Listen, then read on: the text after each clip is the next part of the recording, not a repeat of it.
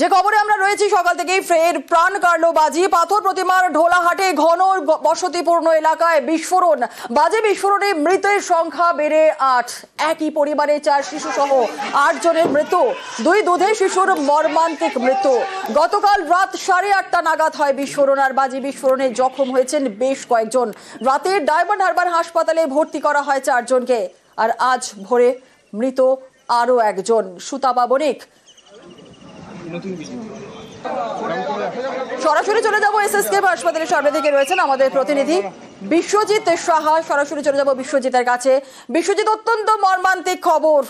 শেষ মুহূর্তে যিনি যুদ্ধছিলেন সুতাপা বণিক, আশঙ্কাজনক অবস্থায় তিনি ছিলেন। তাকে ডায়মন্ড হারবার হাসপাতাল থেকে নিয়ে আসা হচ্ছিল এসএসকেএমে। তার মৃত্যুর খবর পাওয়া যাচ্ছে, কি আপডেট পাচ্ছ? একদমই সকাল 6টা নাগাদ মৃত্যু হয় সুতপা বণিক, অর্থাৎ আরো একজনের মৃত্যু হলো। এবং ঢোলাহাটে এই মর্মান্তিক একই পরিবারের বেশ কয়েকজন সহ এই যে মৃতের সংখ্যা, সেই মৃতের সংখ্যা ৮ ছুঁয়ে গেল।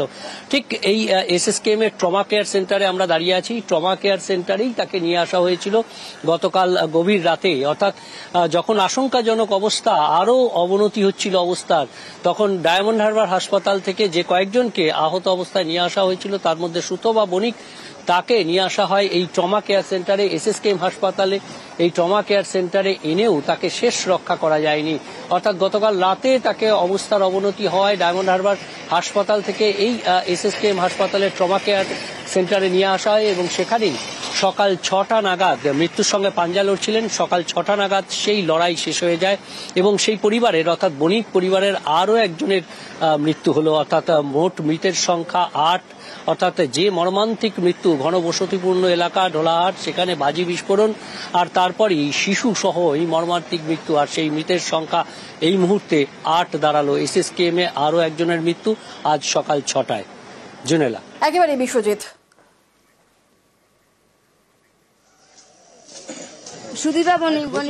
সুদীপা বণিক বম বাস্টি 4টে না। প্রতিমা ঢোলাহাটে চন্দ্রকান্ত বণিকের বাড়িতে বিস্ফোরণ। বাড়িতে বিপুল পরিমাণ বাজি মজুদ ছিল। গতকাল রাত 8:30 নাগাদ হঠাৎই বিস্ফোরণ। হঠাৎই একের পর এক গ্যাস সিলিন্ডার বিস্ফোরণ হয় এবং তারপরেই সেখানে বিপুল পরিমাণ বাজি মজুদ ছিল এবং তারপরে বিকট শব্দ হয়। আশপাশের বাড়ির পর্যন্ত সেই অভিঘাত আমরা দেখেছি। সকাল থেকে সেই ছবি আমরা দেখছি এবং গ্যাস সিলিন্ডারে ফেটে যাওয়ার বিস্ফোরণের পাশাপাশি কিন্তু বিপুল পরিমাণ বাজি মজুদ ছিল এবং বাজি মজুদ তৈরির ফলে কিন্তু সেখানে একাধিক প্রাণ গেল। বাজি তৈরির সময় বিপর্যয়, 2টি গ্যাস সিলিন্ডার লিক এবং আগুন বিস্ফোরণে ঝলসে মৃত একের পর এক। বিস্ফোরণে ভাঙে বাড়ির একাংশ, উড়ে যায় সেখানে ছাদ। ক্ষতিগ্রস্তদের আশেপাশের কয়েকটি বাড়িও ক্ষতিগ্রস্ত হয়েছে। মৃতের সংখ্যা বেড়ে হলো ৮ এবং গতকাল যে 4 জনের মৃতদেহ, ঝলসানো মৃতদেহ বার করা হয় সেই বাড়ি থেকে, তাদেরকে প্রথমে নিয়ে যাওয়া হয় ডায়মন্ড হারবার হাসপাতালে। আজ ময়না তদন্তের জন্য তাদের কাকদ্বীপ হাসপাতালে নিয়ে যাওয়া হয়েছে। আমরা আরেকটু আপডেট নেব। বিশ্বজিৎ হালদার আমাদের সঙ্গে রয়েছে, বিশ্বজিতের কাছ থেকে জানার চেষ্টা করব।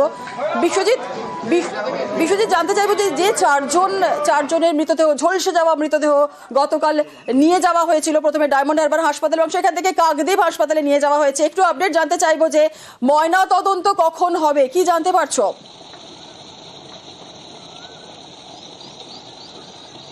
হ্যাঁ দেখো, যেটা পুলিশ ও প্রশাসন সূত্রে যেটা আমরা জানতে পাচ্ছি, এই মুহূর্তে আজকের যে ভোর রাতের দিকেই কিন্তু এই যে যাদেরকে ডায়মন্ড হারবারে নিয়ে যাওয়া হয়েছিল ঝলসানো দেহ, তাদেরকে কিন্তু ইতিমধ্যেই কাকদ্বীপ হাসপাতাল মর্গে কিন্তু এনে রাখা হয়েছে। আমি এই মুহূর্তে সেখানেই দাঁড়িয়ে রয়েছি। আপাতত যেটা সূত্র মারফত যেটা খবর পাচ্ছি, 2টো পর থেকে, অর্থাৎ আজকে দুপুর 2টোর পর থেকে কিন্তু ময়নাতদন্তের কাজ শুরু হবে এবং সমস্ত কাজটাই কিন্তু কাকদ্বীপ পুলিশ প্রশাসন থেকে শুরু করে তাদের সামনেই কিন্তু হবে। এই মুহূর্তে কাকদ্বীপ হাসপাতাল চত্বরে এখন জায়গাটা খালি। কজনের ময়নাতদন্ত হবে?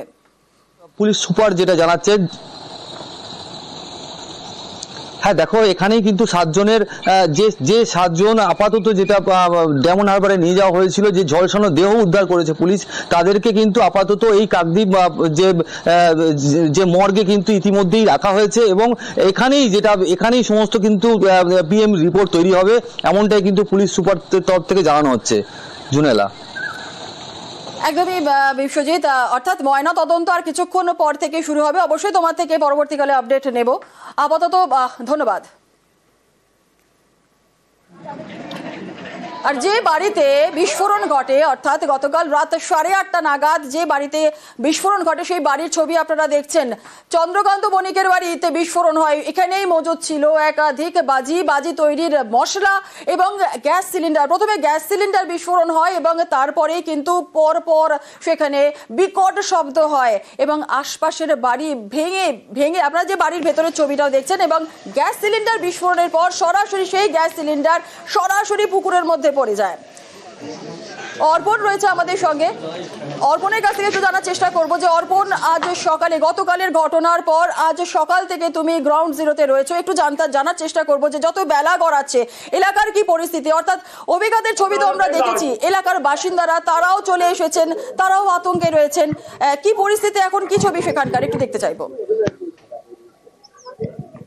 একদমই যারা এলাকার মানুষজন তারা যেমন এসে ভিড় জমিয়েছেন, পুলিশের পক্ষ থেকে তুমি দেখতেই পাচ্ছ যে এই বাঁশ দিয়ে এইভাবে পুরো বাড়ি কর্ডন করে রাখা হয়েছে। এখানে কাউকেই প্রবেশ করতে দেওয়া হচ্ছে না।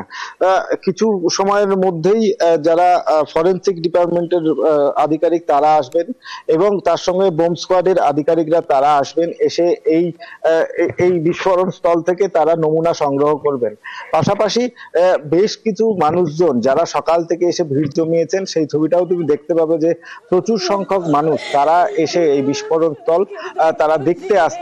এবং এলাকার যারা বাসিন্দা তারা যেটা অভিযোগ করছেন, শুধু কয়েকদিন নয়, কয়েক বছর, অর্থাৎ 5 থেকে 7 বছর এখানে সে ব্যবসা করছিল এবং ঠিক এই বাড়ির থেকে 100 মিটারেরও কম সেখানে তার একটি গোডাউন রয়েছে। সেখানে তিনি বাজি তৈরি করতেন এবং সেই বাজি তৈরি করার পর এই যে বাড়ি, সেই বাড়িতে সে বাজি এসে মজুত করত এবং এখান থেকেই বিক্রি হতো।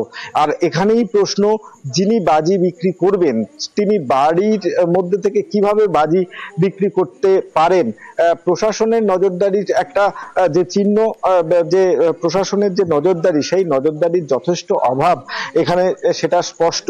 এবং এই বাড়িতে যে প্রচুর পরিমাণে বাজি মজুত করা ছিল সেটা কিন্তু ছবিতে তার অভিঘাতে, এবং এই যে মৃত্যু হয়েছে এখনো পর্যন্ত 8 জনের, সেখানে কিন্তু স্পষ্ট যে কিভাবে এই বাড়ির মধ্যে বাজি মজুত করা হয়েছিল। বাড়ির প্রতিটি ঘরে, একটি ঘর বাদ দিয়ে প্রতিটি ঘরের ছাদ, চিলেকোটার ছাদ এবং পাশের যে দুটি ঘর রয়েছে সেখানের সমস্ত অংশ ফাটল ধরেছে এবং একটি ঘরের এক অংশ ভেঙে পিছন দিকে পড়ে গেছে। চিলেকোটার চাল সম্পূর্ণ ভেঙে আশেপাশের বাড়ির ছাদে পর্যন্ত চলে গেছে এবং আশেপাশের যতগুলো বাড়ি রয়েছে প্রত্যেক বাড়ির জানালার কাঁচ ভেঙে টুকরো টুকরো হয়ে গেছে। তা সেখান থেকেই স্পষ্ট হচ্ছে যে বিস্ফোরণের অভিঘাত কতটা ছিল।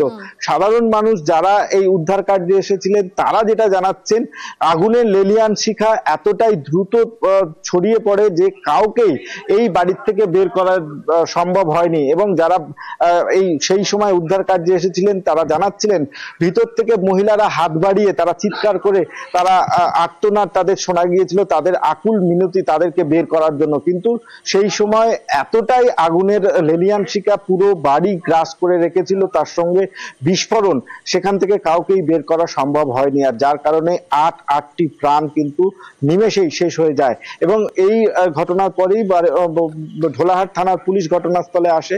গ্রামের ভিতরে সেখানে যে দমকলের বাহিনী, তাদের আসতে প্রায় 2 ঘন্টার ওপরে সময় লেগে গেছে এবং সেখানে এসে আগুন নেভানোর পর ধীরে ধীরে তারা এখান থেকে মৃতদেহ উদ্ধার করেছে। আর এখানেই এলাকার মানুষ যারা বিবাদ ছিল, যাদের বিবাদ হয়েছিল এই একমাত্র বাড়ির মধ্যে বাজি মজুত করা নিয়ে, একাধিক মানুষ তারা অভিযোগ করেছেন, থানায় জানিয়েছেন, কিন্তু কোনো রকম কোনো ব্যবস্থা গ্রহণ করেনি, এমনটাই অভিযোগ করছেন এলাকার মানুষজন। একেবারে ধন্যবাদ অর্পণ।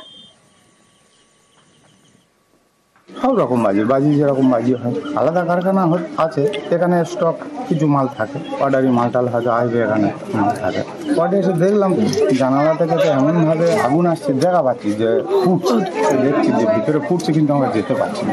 এখন তো দমকল ঠিক মতন চলছে, মেশিন চলছে না, মোটর বসেছি, মোটরও চলছে, বছর আসতে চলছে মোটামুটি ভালো রানিং। একদম 4 জনের দেখা যাচ্ছে ভিতরে যে প্রচণ্ড হারে আগুন জ্বলছে, আগুনের ভিতরে তারা মানে হাত দিয়ে যেভাবে ডাকি সেই রকম ভাব দেখা যাচ্ছে, যাওয়া যাচ্ছে। এখানকার মানুষেরাই তার প্রতিবাদ করেছেন। এখানে বেআইনি কাজ কারবার হতো, এই কারণে পুলিশ আসছে খবর পেয়ে এইসব জিনিসগুলো লুকিয়ে রাখার কাজ চলতো, এটা বেআইনি প্রমাণিত ছিল, নইলে সে লুকোতো না। ফ্যামিলির লোকও অনেক প্রতিবাদ করেছে, তোদের জন্য আমাদেরও ক্ষতি হতে পারে, এই সমস্ত করেছে এরা স্থানীয় ভাবে। যারা লাইসেন্স দিয়েছে তাদের নামে এফআইআর হওয়া উচিত, তাদের শাস্তি হওয়া উচিত। কারা এইটার অনুমতি দিয়েছে তাদের নামে এফআইআর করে মামলা করে সাজার দাবি করছি আমরা। কার এটা বাজিটা কার তৈরি করে বাড়িতে? চন্দ্রকান্ত বণিক। আর আপনি কি মানে কি দেখলেন? এসে দেখলাম আগুন জ্বলছে, সবাই বাড়ি ভর্তি হয়ে গেছে লোক। এসে আপনাদের বাড়ি আতঙ্কিত হননি? আমরা তো বাড়ি ছিলাম না, এসে আতঙ্কিত, ভয়ে তো আতঙ্কিত, সবাই বাড়ি ভর্তি লোক হয়ে গেছে, সবাই জল আগুন লেবানোর জন্য এ করছে। মারা গেছে কি জানেন আপনারা? ঠিক জানি না, বলছে 7 জন বাইর করেছে নাকি। কতদিনের ব্যবসাদের? 5-6 বছর আগে মনে হয়। 5 বছর থেকে যে বম তৈরি হতো সেগুলো স্টকে রাখতো, সেল করতে। আইনি ভাবে করা হতো বা বেআইনি ভাবে করা হতো, এই বিষয়ে কিছু বলতে পারবো। তবে যে মালটা বাড়িতে স্টক ছিল, যেটা আমার ধারণা, সামনে বাসন্তী পুজো আছে, তো এই বাসন্তী পুজোর জন্যই মালটা স্টক ছিল। তো আইনি একটা সময় অন্য কাজ করতো, তারপরে বাজি শুরু করেছে। না, চন্দ্রকান্ত তো একা বানাতো, এবার ওর যে লেবার মিস্ত্রি 2-4 কাজ করতো, যেমন ভাবে যখন যা প্রয়োজন হতো। এবার এই নিয়ে বাড়ির মানে পাড়া প্রতিবেশী সহ আমাদের বাড়ির লোকেরাও বারণ করেছিল যে এমনটা করিনি না, কারণ ওরা যা মালপত্র নিয়ে আসতো সব আমাদের ওপর দিয়ে যাতায়াত হতো, জীবনের একটা ঝুঁকি ছিল। তো বুঝলেন, বাড়ির সামনে যেখানে পিছনে বাড়ি বাস্ট হয়েছে, সামনে আমার বাড়ি, আমি আর মা বাড়িতে ছিলাম। যদি রুমের ভিতরে আমরা 2জন থাকতাম তাহলে আমরা স্পট ডেড হয়ে যেতাম।